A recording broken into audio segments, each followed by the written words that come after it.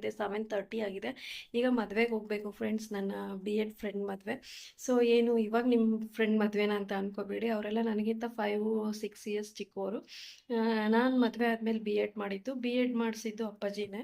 ಅಂದರೆ ಅಪ್ಪಾಜಿನೇ ದುಡ್ಡು ಕೊಟ್ಟು ನನ್ನ ಓದಿಸಿದ್ದು. ಮದುವೆ ಆದಮೇಲೆ ಕೂಡ 1.5 ಲಕ್ಷ ಖರ್ಚು ಮಾಡಿ ನಮ್ಮ ಅಪ್ಪನೇ ಓದಿಸಿದ್ದು ನನಗೆ. ಮದುವೆ ಆದಮೇಲೆ ಅಪ್ಪ ಓದಿಸಿದ್ರ ಅಂತ ಅನ್ಕೋಬೇಡಿ, ಬಟ್ ಅವ್ರು ಓದಿಸಿದ್ರು. ನಮ್ಮ ಗಂಡನ ಕಡೆಯಿಂದ ಏನು ನನಗೆ ಅದರಿಂದ ಏನು ಅವ್ರೇನು ಮಾಡಲಿಲ್ಲ. ಸೊ ಇವರೇ ಮಾಡಿದ್ದು, ಅಪ್ಪನೇ ಓದಿಸಿದ್ದೆಲ್ಲ ನನ್ನನ್ನು. BEd ಮದುವೆ ಆದಮೇಲೆ ಕೆಲವರು ಮದುವೆ ಆದಮೇಲೆ ಗಂಡ ತಾನೇ ಓದಿಸ್ಬೇಕು ಅಂತಿರ್ತಾರೆ, ಅದಕ್ಕೆ ಹೇಳಿದ್ದು ಅಷ್ಟೇ. ಬಟ್ ಅಪ್ಪನೇ, ನಾನು ಇವ್ರ ಮನೆಯಲ್ಲೇ ಇದ್ರೂ ಕೂಡ ನನ್ನನ್ನು ಓದಿಸಿದ್ದೆಲ್ಲ ಅಪ್ಪಾಜಿನೇ ದುಡ್ಡು ಕೊಟ್ಟು ಎಲ್ಲ ಓದಿಸಿರೋದು. ಸೊ ಆ ಒಂದು ಟೈಮಲ್ಲಿ ಆದಂಥ ಫ್ರೆಂಡ್ಸ್ ಇವುಗಳೆಲ್ಲ ನನಗೆ. ಚೈಲ್ಡ್ಹುಡ್ ಫ್ರೆಂಡ್ಸ್ ಇದ್ದಾರೆ, ಆಮೇಲೆ ಪ್ರೈಮರಿ ಫ್ರೆಂಡ್ಸ್ ಇದ್ದಾರೆ, ಹೈಸ್ಕೂಲ್ ಫ್ರೆಂಡ್ಸ್ ಇದ್ದಾರೆ, ಮತ್ತು PUC ಫ್ರೆಂಡ್ಸ್ ಇದ್ದಾರೆ, ಮತ್ತು ನಾನು ಡಿಪ್ಲೊಮಾ ನರ್ಸಿಂಗ್ ಮಾಡಿದ್ದೀನಲ್ಲ ಆ ಫ್ರೆಂಡ್ಸ್ ಇದ್ದಾರೆ, ಮತ್ತು ಡಿಗ್ರಿ ಫ್ರೆಂಡ್ಸ್ ಇದ್ದಾರೆ, ಮತ್ತು ಬಂದುಬಿಟ್ಟು BEd ಫ್ರೆಂಡ್ಸ್ ಇದ್ದಾರೆ. ಅಷ್ಟೇ ಅಲ್ಲದೆ ಈಗ ನಾನು ವರ್ಕಿಗೆ ಹೋಗ್ತಿದ್ನಲ್ಲ 3 ಇಯರ್ಸು, ಆ ಫ್ರೆಂಡ್ಸು ಇದ್ದಾರೆ. ಸೊ ತುಂಬ ಜನ ಫ್ರೆಂಡ್ಸ್ ಇದ್ದಾರೆ, ಬಟ್ ನಾನು ಎಲ್ಲೂ ಜಾಸ್ತಿ ಹೊರಗಡೆ ಹೋಗೋಕ್ಕಾಗ್ತಿರ್ಲಿಲ್ಲ. ಈ ಸಲ BEd ಟೈಮಲ್ಲಿ ಹೋಗಿದ್ದೆ ಕೆಲವ್ರ ಮದುವೆಗೆಲ್ಲ. ಆಮೇಲೆ ಯಾರೋ ಅಷ್ಟು ಕಾಂಟ್ಯಾಕ್ಟ್, ಅಂದರೆ ಫೋನ್ ಕಾಂಟ್ಯಾಕ್ಟ್ ಇದ್ದಾರೆ ಎಲ್ಲರೂ, ಬಟ್ ಆದರೆ ಈ ಥರ ಮದುವೆ ಫಂಕ್ಷನ್ಸ್ ಎಲ್ಲ ಅಟೆಂಡ್ ಮಾಡಿದ್ದು ಕಡಿಮೆ. ಸೊ ಹಾಗೆ ಇವಾಗ ಹೋಗ್ತಾ ಇದ್ದೀನಿ, ನೋಡೋಣ ಯಾರ್ಯಾರು ಸಿಗ್ತಾರೆ ಅಂತ. ಹಾಗೆ ನಾನು BEd ಮಾಡಿಸಿದ್ದು ಬಂದುಬಿಟ್ಟು ಮದುವೆ ಆದಮೇಲೆ ನಾನು BEd ಮಾಡಿದ್ದು, ಆದರೆ BEd ಮಾಡಿಸಿದ್ದು ಅಪ್ಪಾಜಿನೇ ಮಾಡಿಸಿದ್ದು, ಅಂದರೆ ನಮ್ಮ ತಂದೆ. ಮದುವೆ ಆದಮೇಲೇನು ನನ್ನ ಮನೆಯವರೇನೆಲ್ಲ ಮಾಡಿಸಿದ್ದು, ಅಪ್ಪಾಜಿನೇ 1.5 ಲಕ್ಷ ಖರ್ಚು ಮಾಡಿ BEd ಮಾಡಿಸಿದ್ರು. ನಮ್ಮದು 2 ಇಯರ್ಸ್ ಬ್ಯಾಚು. ಸೊ ನಮ್ಮದೇ ಫಸ್ಟ್ ಬ್ಯಾಚ್ ಕೂಡ. ಸೊ ಅದೊಂಥರ ಮೆಮೊರಬಲ್ ಬ್ಯಾಚ್ ಕೂಡ ಹೌದು, ಮತ್ತು ಒಂಥರ ಮರೆಯೋಕ್ಕೆ ಆಗಲ್ಲ. ಯಾಕೆಂದರೆ ಅಲ್ಲಿ ಇದ್ದಂಥ ಲೆಕ್ಚರ್ಸ್ ಆಗಿರ್ಬೋದು, ಮೇಡಮ್ಸು ಎಲ್ಲ, ಈ ಫ್ರೆಂಡ್ಸ್ ಆಗಿರ್ಬೋದು, ತುಂಬ ಸಪೋರ್ಟಿವ್ ಆಗಿದ್ರು. ನಾನು ಆ ಟೈಮಲ್ಲೇ ಕನ್ಸೀವ್ ಆದೆ. 1.5 ಇಯರ್ ಮುಗೀತು ನಂದು BEd. ಅಂದರೆ 4 ಸೆಮ್ಸ್ ಇತ್ತು ನಮ್ಮದು. 3 ಸೆಮ್ಸ್ ಕಂಪ್ಲೀಟ್ ಮಾಡಿದೆ, 4th ಸೆಮ್ಮಿಗೆ ನಾನು ಕನ್ಸೀವ್ ಆದೆ. ಸೊ ಹಾಗಾಗಿ ಆ ಟೈಮಲ್ಲಿ ನನಗೆ ಅವರೆಲ್ಲ ಎಷ್ಟು ಕೇರ್ ಮಾಡ್ತಿದ್ರು ಅಂದರೆ, ನಿಜವಾಗ್ಲೂ ನನ್ನ ಮನೆಯವ್ರಿಗಿಂತ ಹೆಚ್ಚಾಗಿ ಕೇರ್ ಮಾಡಿದ್ದಾರೆ ನನ್ನ. ಅಷ್ಟು ಸಪೋರ್ಟಿವ್ ಆಗಿ ಕೂಡ ಇದ್ದರು ಅವರೆಲ್ಲ. ಅದನ್ನು ನಾನು ಯಾವತ್ತೂ ಮರೆಯಲ್ಲ. ಚೆನ್ನಾಗಿತ್ತು ಒಂಥರ ಅಲ್ಲಿ ವಾತಾವರಣ ಆಗಿರ್ಬೋದು, ಸರ್ಸು, ಮೇಡಮ್ಸು, ನಮ್ಮ ಫ್ರೆಂಡ್ಸ್ಗಳೆಲ್ಲ. ಅಲ್ಲಿ ಹೇಳ್ಬೇಕಾದ್ರೆ ನಾನೇ ಸೀನಿಯರ್ ಆಗಿದ್ದೆ ಅವರೆಲ್ಲರಿಗಿಂತ. ಸೊ ಹಾಗಾಗಿ ಅವರೆಲ್ಲರೂ ನನ್ನನ್ನು ಚೆನ್ನಾಗಿ ಮಾತಾಡಿಸ್ಕೊಂಡು ಎಲ್ಲ ಚೆನ್ನಾಗಿ ಕೇರ್ ಮಾಡಿ.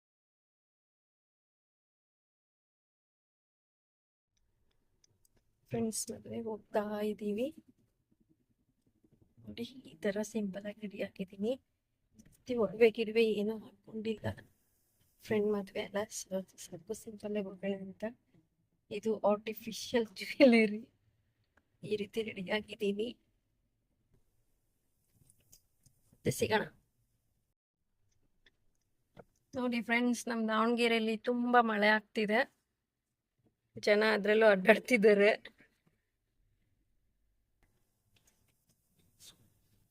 ಫ್ರೆಂಡ್ಸ್ ನೋಡಿ, ನಮ್ಮ NH4 ಈ ಥರ ಕಾಣ್ತಿದೆ, ಮಳೆ ಜೋರಿದೆ. ಇದು ನಮ್ಮ ರೆಸ್ಟೋರೆಂಟ್, ಯಾವುದಿದು ಎಲಿಮೆಂಟ್ಸ್, ಖಾಲಿ ಹೊಡಿತಿದೆ. ಇವತ್ತು ಮಳೆ ಬರ್ತಿದೆಲ್ಲ,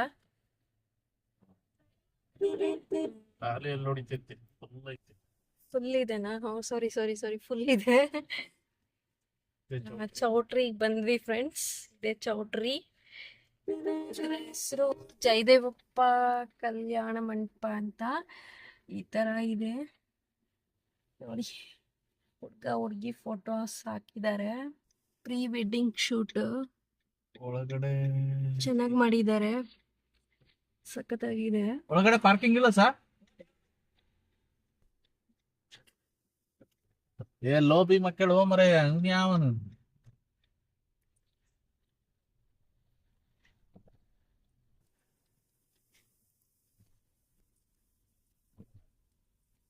ಚೆನ್ನಾಗಿ ಮಾಡಿದ್ದಾರೆ ಫ್ರೆಂಡ್ಸ್. ಡೆಕೋರೇಷನ್ ಈ ತರ ಇದೆ, ಮಳೆ ತುಂಬಾ ಇದೆ.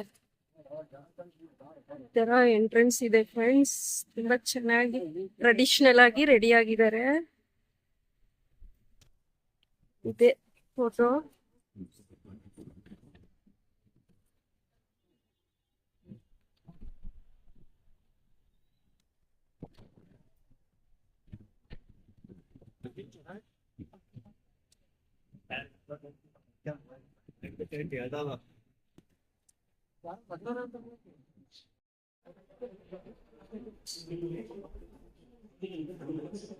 ಈ ತರ ಡೆಕೋರೇಷನ್ ಮಾಡಿದ್ದಾರೆ ಫ್ರೆಂಡ್ಸ್. ಈ ತರ ಡೆಕೋರೇಷನ್ ಮಾಡಿದ್ದಾರೆ. ಹೊರಗಡೆ ಬಂದಿರೋರ್ಗೆ ಫೋಟೋ ಶೂಟ್ ಮಾಡ್ಕೊಳ್ಳೋರಿದ್ರೆ ಮಾಡ್ಕೋಬಹುದು. ನೋಡಿ ಈ ತರ ಇದೆ, ತುಂಬಾ ಚೆನ್ನಾಗಿದೆ.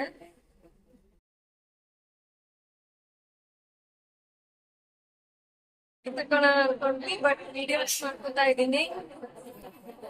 ಹಾಯ್ ಹೇಳಿ.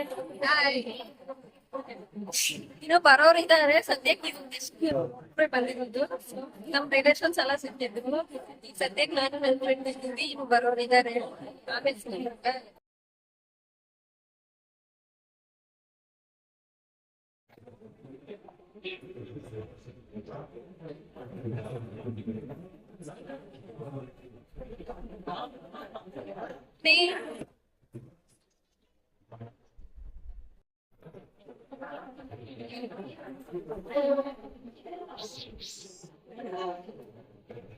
ಬರೀ ಇದೇ ಬರುತ್ತೆ ಕಣೆ, ವಾಚ್.